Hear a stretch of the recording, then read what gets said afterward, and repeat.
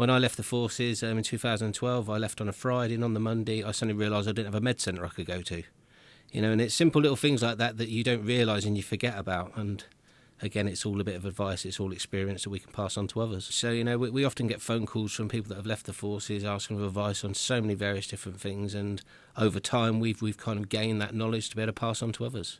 Now, aside from the Med Centre incident, what for you were some of the more surprising elements of that transition into Civvy Street? I was medically discharged 2012, and I'd known since 2010 I was going to be going. And I'd prepared myself for 2 years. Then it wasn't until the actual letter came in with the date of discharge when it suddenly hit home that in 3 months' time I'm gone. And that was the initial shock, and you start sitting there thinking, have I done everything? Have I got everything right? But I was quite fortunate. I had the assistance of a good unit, where they backed me and what I was doing for those last 12 months or so. But really it wasn't just the military, but housing, it's all sorts, where you could go to your housing office and say, I've got problems with this, where it might take a couple of 3 days to come to you. You might be in a position now where it might take 3 or 4 months to come to you, so there's loads of different things that I don't think we appreciate so much when we're in the forces. We all can sit there and moan about it, but when it comes out and you're actually in Civvy Street, it's a lot of it's a different kettle of fish. Who is going to be at the event? What sort of employers, what bodies are going to be there in terms of making those introductions? The event is sponsored by Explosive Learning Solutions. They're an Oxford company. We also have Balfour BT Rail, there's Heathrow Airport, MBDA Missile Systems, Virgin Active and Lang O'Rourke, and they're just to name a few of the employers, and there's also people like Nuco Training and Trade to Train on the training side of things. And when you're looking at the potential employers, these must all be companies who have been very happy with people they've hired in the past that have come from a forces background, because they wouldn't be coming to you, wouldn't be coming to this event looking for more of the same, would they? No, I mean, a lot of the companies that work with us now, I said it earlier on, we're a bit like a circus. They've joined us and they follow us because of what the forces offer them,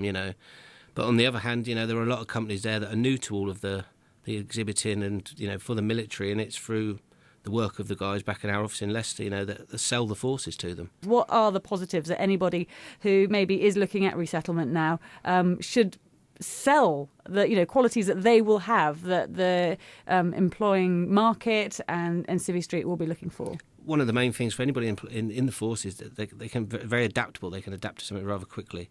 They're very loyal. They're very professional, and people in the companies in the past have questioned, everybody wants a professional and loyal person, but if the military weren't professional and loyal to what they did, they wouldn't get it done.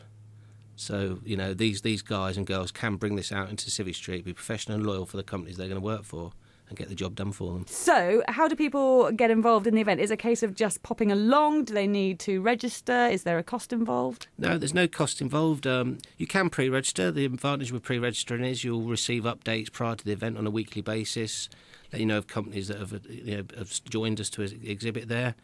And obviously on the last week of the event, prior to the event, there's we send out the join instructions. That's our top tips of attending an event.